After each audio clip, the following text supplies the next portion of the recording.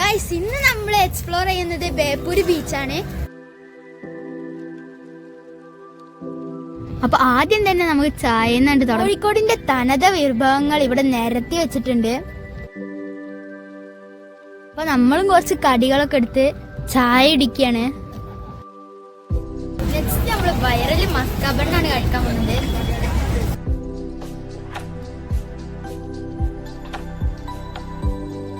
കേറുമ്പോ തന്നെ ചെറിയൊരു ജിം പാർക്ക് സെറ്റപ്പ് ഒക്കെ ഉണ്ട് കേട്ടോ.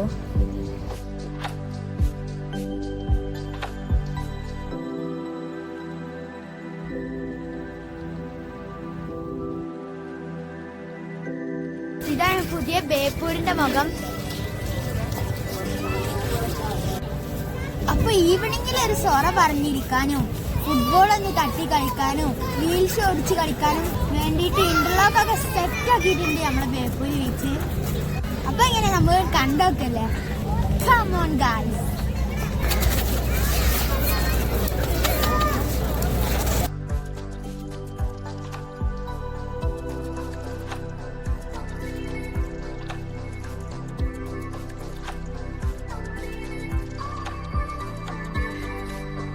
ഉപ്പിലിട്ടതും ചെരണ്ടി ഐസും ചായയും എല്ലാം ഒക്കെ കഴിക്കാനും ഇവിടെ അടിപൊളിയായിട്ട് സെറ്റ് ചെയ്ത് വെച്ചിട്ടുണ്ട്.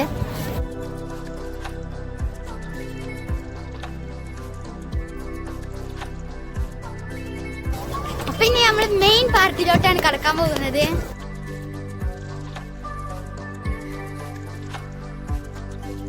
നോർമലായി പൊന്നാനി ബീച്ചിലും കോഴിക്കോട് ബീച്ചിലും കൂട്ടായി ബീച്ചിലൊക്കെ കാണുന്ന കല്ല് പതിച്ച് കടലിലോട്ട് ഒരു പാത കാണൂലേ, ആ പാതയിലൂടെയാണ് ഇപ്പൊ നമ്മൾ പോകുന്നത്. നല്ല ഇന്റർലോക്ക് ചെയ്തിട്ട് സെറ്റ് ആക്കിയിരിക്കുന്നത്. അതുകൊണ്ട് ഏത് പ്രായക്കാർക്കും നല്ല സുഖമായിട്ട് നടന്നു പോകാം.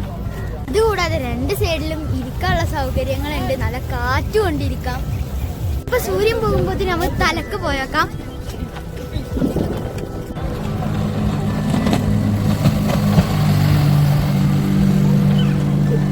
അപ്പൊ നമ്മൾ എൻഡിലെത്തിയിട്ടുണ്ട്. സൂര്യൻ അസ്തമിക്കാൻ വേണ്ടിട്ട് എല്ലാവരും കാത്തിക്കാണ്.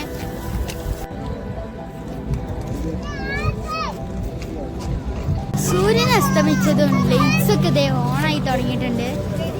അപ്പൊ നൈറ്റ് വൈബും കൂടി ആസ്വദിച്ചിട്ട് നമ്മൾ ബേപ്പൂരിനോട് വിട പറയാം. സൺസെറ്റ് ഒക്കെ കണ്ടിതാണ്. നല്ല കടൽ കാറ്റ് കൊണ്ടിരിക്കുകയാണ് ഗൈസ്.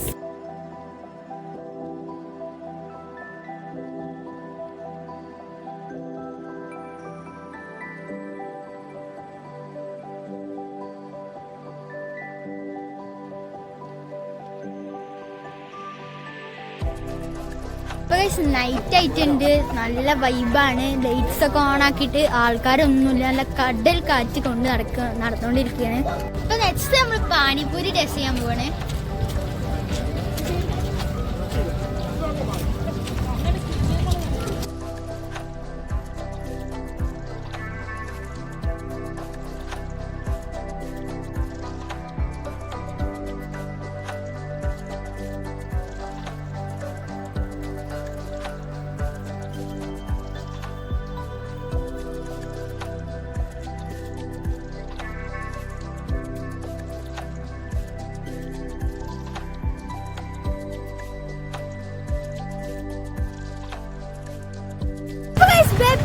ഇവിടെ വെച്ച് അവസാനിപ്പിക്കുകയാണ്.